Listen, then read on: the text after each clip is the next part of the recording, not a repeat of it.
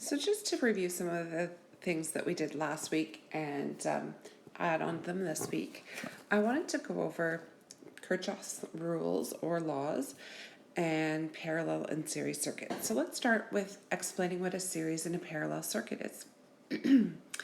A series circuit is where the loads are connected one right after the other in the circuit, so you get this one path that they can travel through. So all of the current is going through that one path. Where in a parallel circuit, the loads are connected around each other. So we get multiple paths that the electrons are traveling in. We're going to show the current traveling in those different paths. And each path must have the voltage supply in it. So let's just draw those out. My green path is the first loop or path the electricity could take, the current could take. The next one would be if it starts at the battery and current comes from the positive side. It's hard to see this positive here, but this is the positive side of the battery and this is the negative. And we could do another loop. Instead of going through that first resistor, when the current comes out of the battery, it could go through the second resistor. And I'm just putting the arrows on for the current. And then the third path would be if it comes out of the battery, instead of going through the first or the second resistor in the third path, it would go through the third resistor and then back to the battery. And I'll put arrows to show the current, which way the current's going in that path.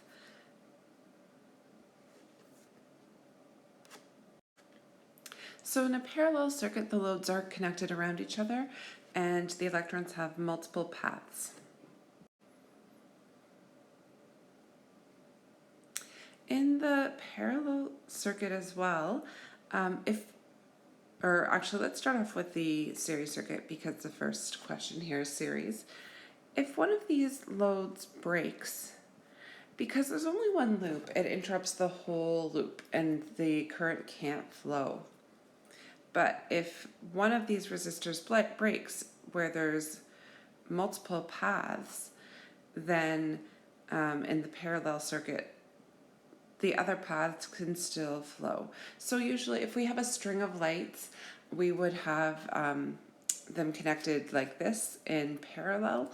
So if one of the lights blows out, the other ones will stay lit.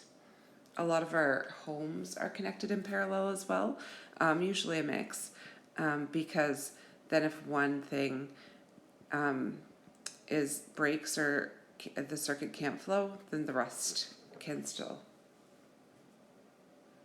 flow.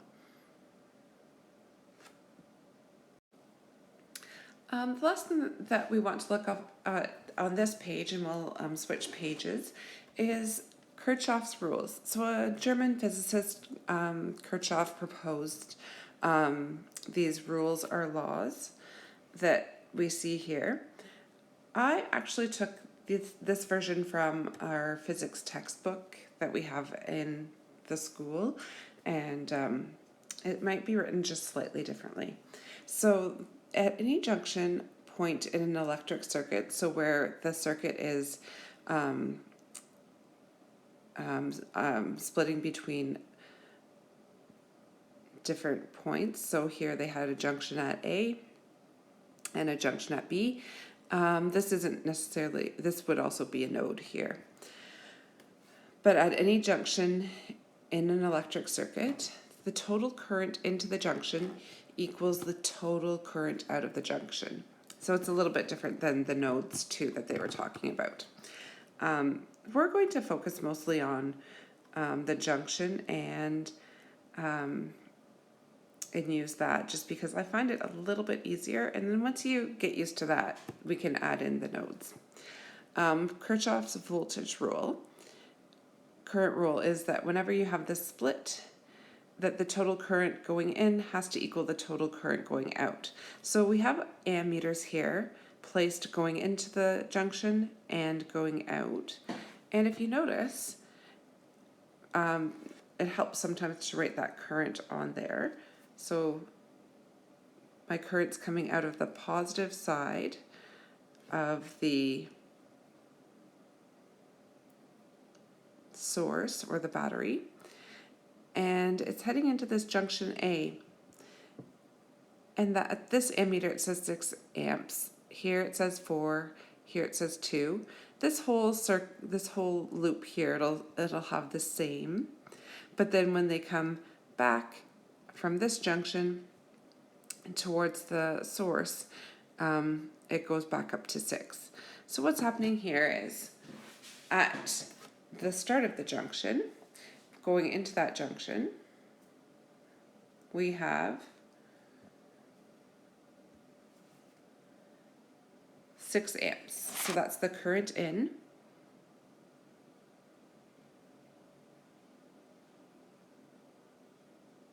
Is 6 amps. And then if we check with our current out,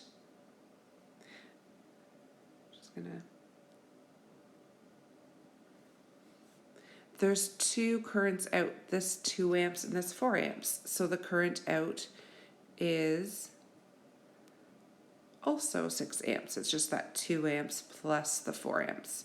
And then the same thing for junction B. If we just look at it, I won't write it down. This was 2 amps coming in and 4 amps, and then going out of the junction is 6 amps. So it's always a total of 6 amps. That's when there are multiple paths that we would apply that current rule. If we have a series circuit, so that's where the bulbs or the resistors are placed one after the other, whatever the loads are, it's a little bit different. Kirchhoff's voltage rule says that in any complete path in an electric circuit, so that complete path has to have the source and the loads, the sum of the potential rise, so the potential rise is, we could also say the voltage rise, because that's the electric potential energy. So even though it says here potential rise, you can also think of that as the voltage rise, is equals the sum of the potential drop, which we could also call the voltage drop.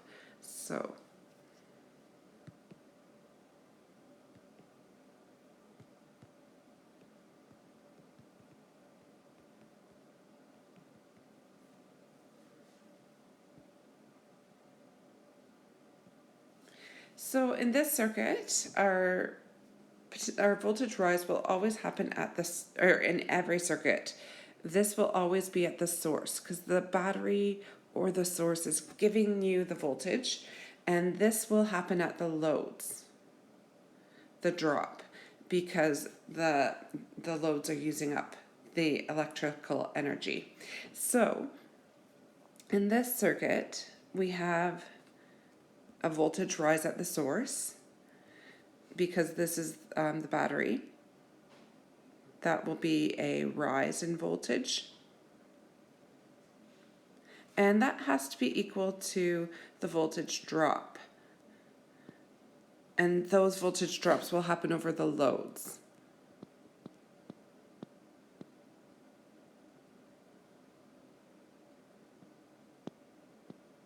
So let's just check. Our voltage rise is 120 volts.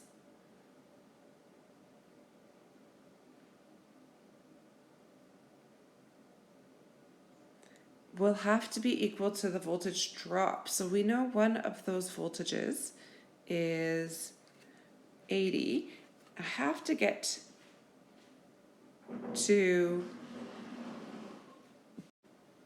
120 in my voltage drop as well. So if this one's 80, what will give me 120 is if this second one is 40. So that one has to be 40.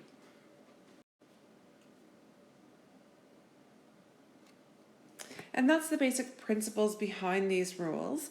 And we'll actually, sorry, I just realized I missed a W up here. We'll actually apply those to parallel and series circuits a little bit differently. So on the next page, I did a little summary on how to do that.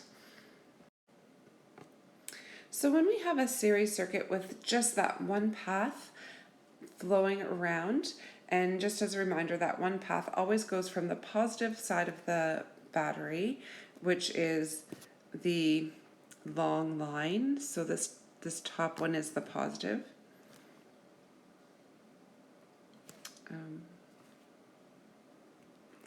And the bottom is the negative. The current's always going to go from the positive to the negative, even though in real life electrons flow, not positives, through the metal. That's just the way that they initially said it was, and even though they later found out it was the electrons going the other way, we still keep the conventional current as going from the positive side of the battery to the negative. So when we apply the voltage, we're going to apply Kirchhoff's voltage rule in this circuit. So whatever the voltage of the battery is, that's going to be equal to the voltage drop of all of these resistors. So we would have to add those voltages up. So I say V total, that's going to be the voltage of the battery, is equal to the voltage at resistor 1 plus the voltage at resistor 2 plus the voltage at resistor 3. And I just added this ... in case you have more than 3 resistors.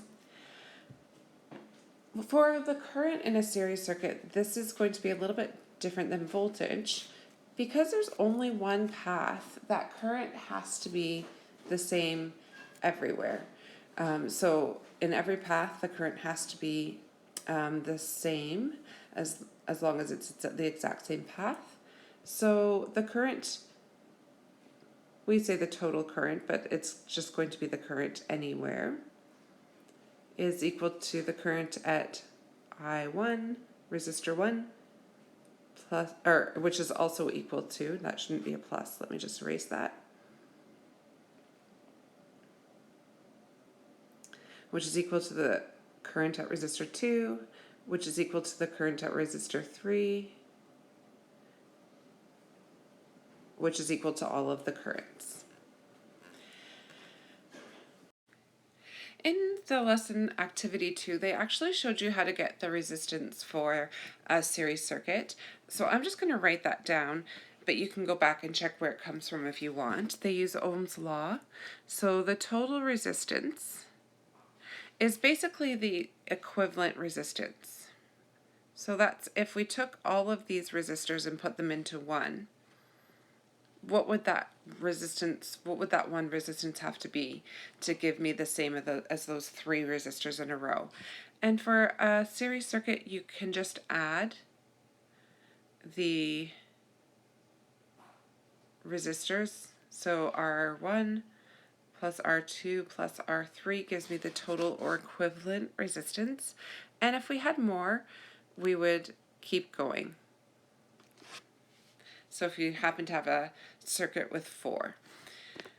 And these are Kirchhoff's rules applied to a series circuit. And I actually keep this like boxed and use it and clearly labeled series circuit so that I can use it as I go through questions, and it really does help. So instead of, I noticed in the lessons they like derive the rules, an equation for every circuit. This is kind of an easier way where you can just take these equations and these rules and use them in our circuits. So what would I do if I have a series circuit and I want to find the voltage? They've given me the voltage of 2, and then the voltage of the battery is always my total. So if I need to find this voltage at 2, what I'm going to do is take this equation up here and apply it to this circuit. So I know the total voltage, I'm just going to put a T for instead of writing out total, is equal to the voltage at resistor 1 plus the voltage at resistor 2 plus the voltage at resistor 3. And I know all of these voltages except for resistor 2, so I can fairly easily find that one. What I'm going to do is actually take this total voltage, 36, and put it here.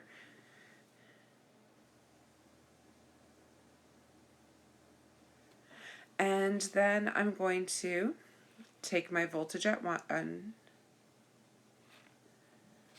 and put it in for number 1. I like to keep the units, but you don't have to. You can do that at the end. I don't know voltage 2, so I'm just going to leave that as is.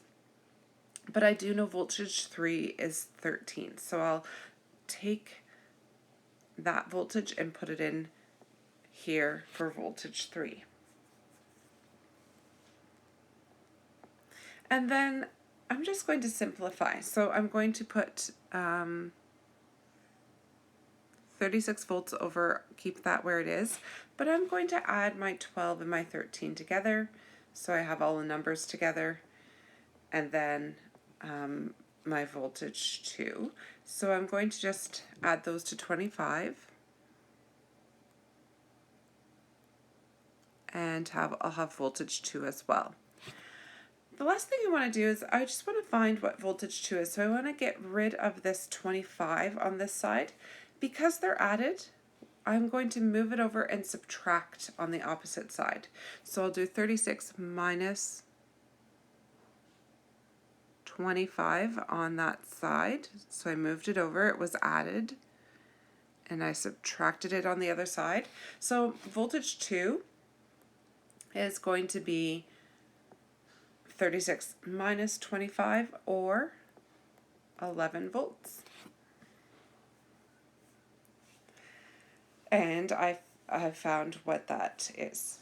A lot of times you can even do these in your head, because you can see, oh, I need it to add up to this, and you can figure out what that is so that it will add up to that total. So that's your how to find voltages. Resistance is very similar, so we do the same kind of thing. If we want to know the resistance of 1, then we could use the total resistance, but in this case, we want to find the equivalent or total resistance for these 3 resistors. So we're going to do the same and just use this law where we can add the individual resistances.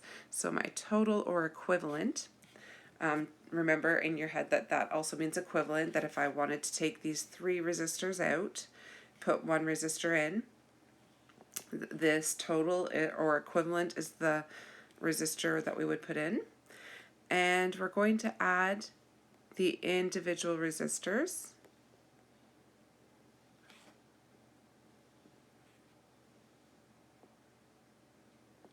and that gives me my total or equivalent. So I just put in each of those individually. So start with 11, then 7, and then 20.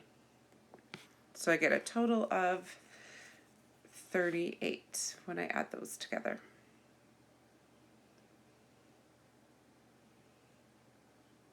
And that's my equivalent resistance. So if I wanted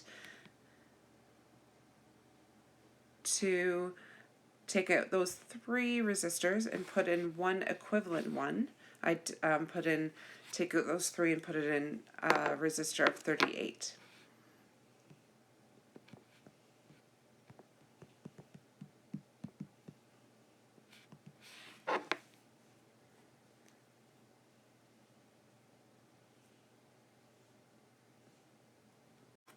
So that's our basics of how to apply Ohm's laws to series circuits. Like I said, I actually keep this boxed somewhere and use it for all of my questions as I go through them. Let's have a look at parallel next. So in parallel, Kirchhoff's rules are a little bit different. So for the voltage, since we have 3 different loops, I'm just going to highlight those again on this page. So for the voltage in those 3 loops, Kirchhoff's rule said that the voltage, the total gain or rise has to be equal to the drop. So in each loop, whatever this total is going to be the same for the resistor in that loop. So for the green loop, let's say I had, in this case, a voltage rise of 6 volts. Then I know the voltage drop in the first loop is 6 volts. So that resistor would be 6 volts. And then in the second loop, I also have to have the same voltage drop as 6. So in any loop, the total voltage drop has to be the same as the battery. So in this case, because I have separate loops for those resistors, the total voltage is equal to the voltage drop across 1, and that's equal to the voltage drop across 2, and that's equal to the voltage drop across 3, and etc. if you had more and more. So every loop has to have that same voltage drop.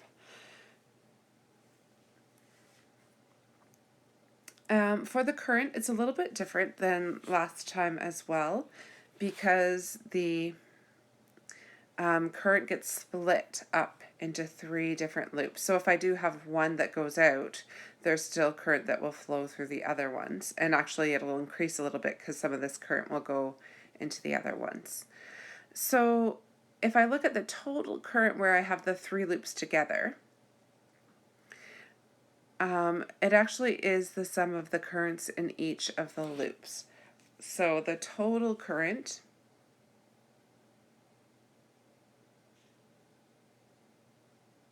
is equal to the current in loop 1, which say that's the green loop, plus the current in loop 2, plus the current in loop 3. That's not a very good 3. Let me just redo that.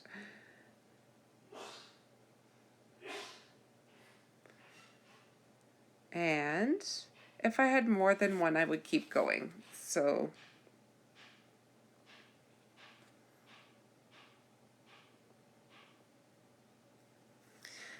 yeah, if I had more than one, you would add more current. So right here, I would say the total current, because that's where all of the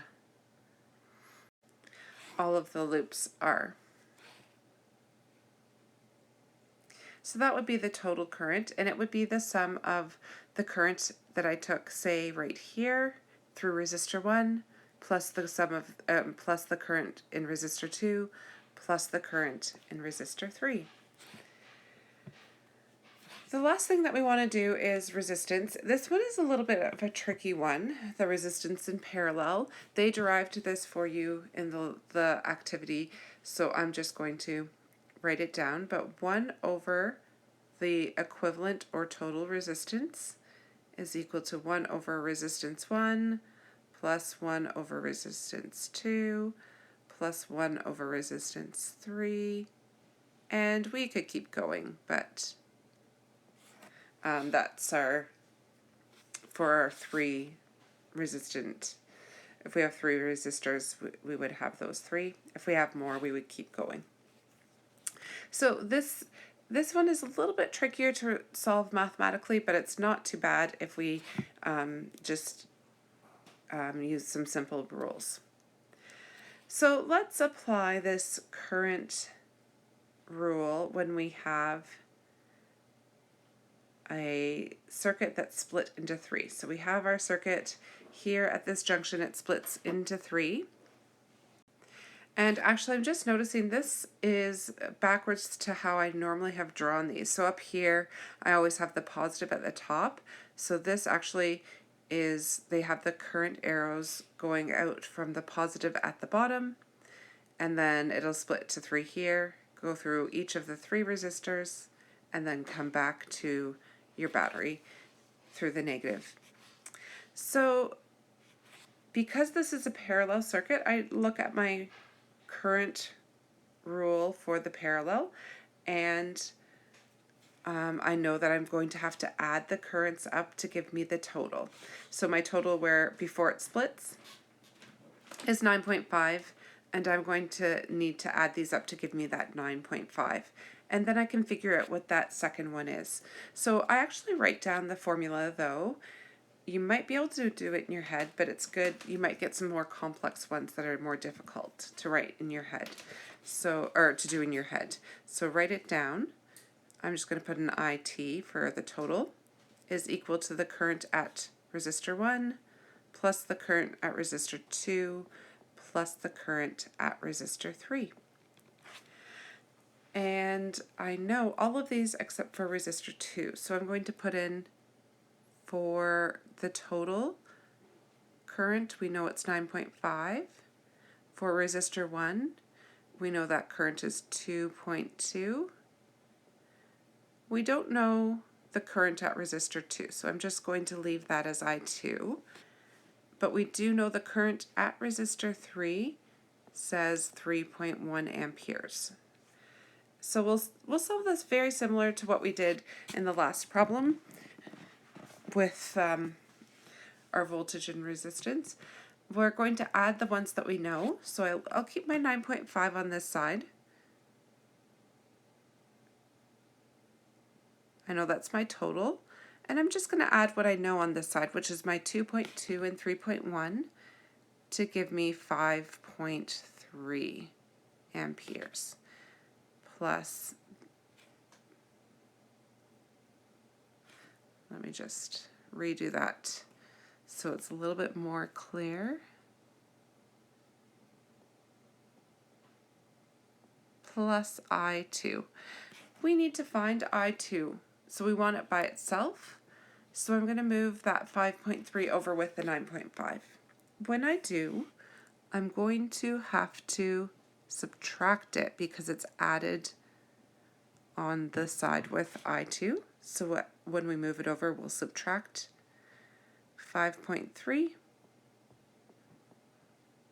and that will give me the value of I2. So 9.5 minus 5.3 is 4.2, and I've found my missing current through that middle resistor.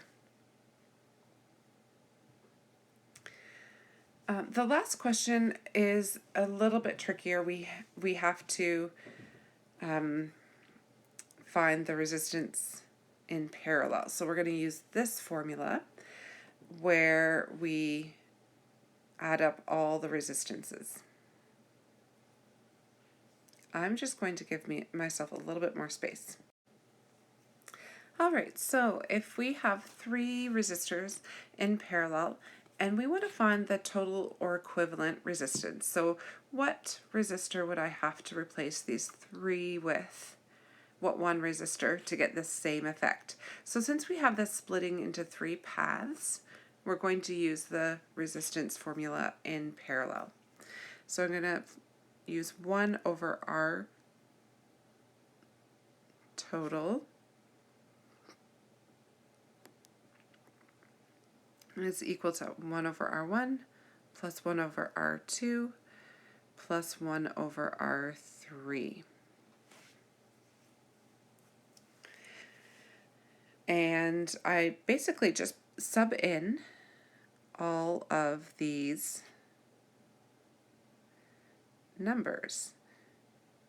1 over 17 ohms plus 1 over 12 ohms plus 1 over 11 ohms. And then basically what I want to do is just take my calculator and go 1 divided by 17, then 1 divided by 12, and 1 divided by 11. So if I do that on my calculator, 1 over RT will be equal to 1 over 17 is 0.0588. And I like to keep a few extra decimals, so you could do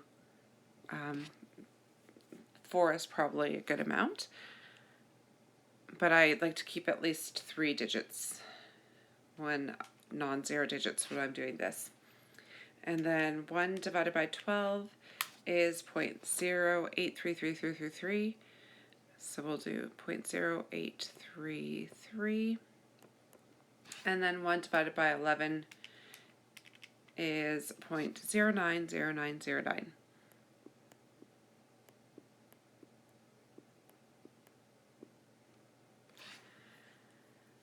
And then I can add those together.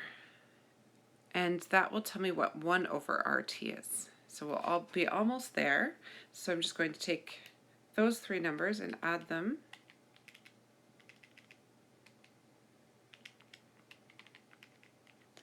And I get 0.233 if I add them together.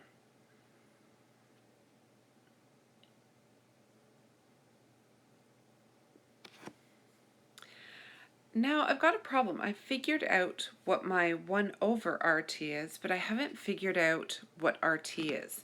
So this is a bit of a problem because I'm going to need to flip this to get the answer, but then this won't be equivalent. So what I can do, a little trick, is I can flip both sides. So in an equation, we'll flip both sides. I'm just going to make this side into a fraction to flip it. So my trick is I can't just flip the one side, and I need to flip this to get or take the inverse of the fraction. Flipping is taking the inverse of the fraction, and I need to do that to get to the answer, but I can't just flip one side because it will change the equation. So what I'm going to do is flip both sides or take the inverse of both sides.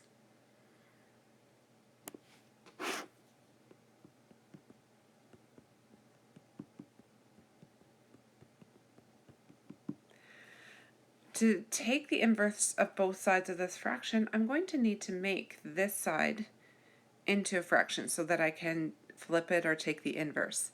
So I'm just going to put an over 1. That's my little trick. It's not going to change my number because if I divide by 1, I get the same number. But that's making it into a fraction so that I can flip both sides.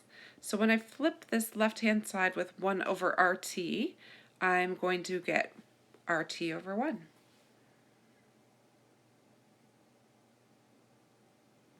And then when I flip this side with 0.233 over 1, I get 1 over 0.233.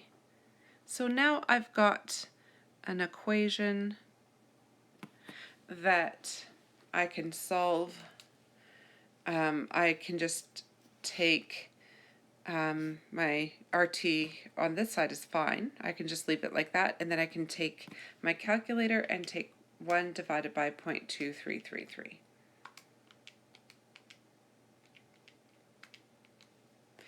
And I should get 4.3.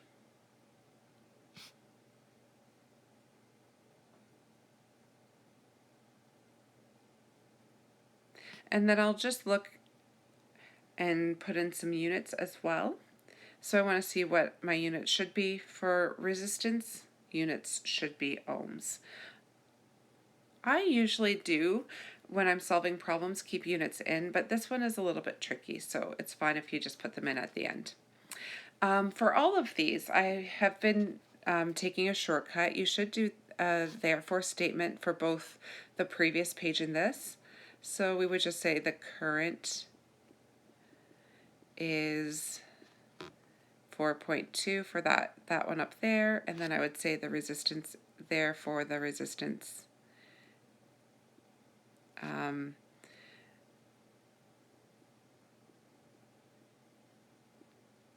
equivalent, that's very messy, sorry, is 4.3 ohms. And you are done. So on the next page, I put some practice questions. They're divided into sections where you're just using current and voltage for one, and then resistance in series, which is where we just add them together, and then these more complex resistance in parallel. But it's not too bad to do these as long as you just take it step by step and do the divisions with your calculator. And then for that last step, use our little trick of making this into a fraction and then flipping both sides.